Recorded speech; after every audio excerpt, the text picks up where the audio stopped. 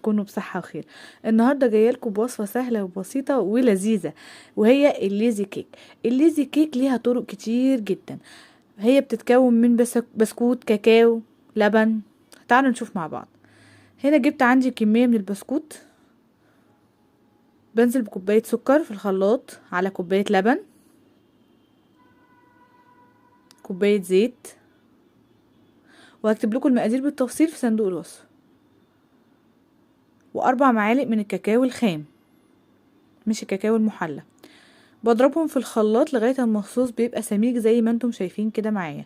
بصوا بقى صوص شوكولاته طعمه حلو جدا، ينفع في تزويق التورت، في الكيكات العاديه طعمه حلو قوي. بجيب البسكوت وبنزل عليه بالصوص بتاعي.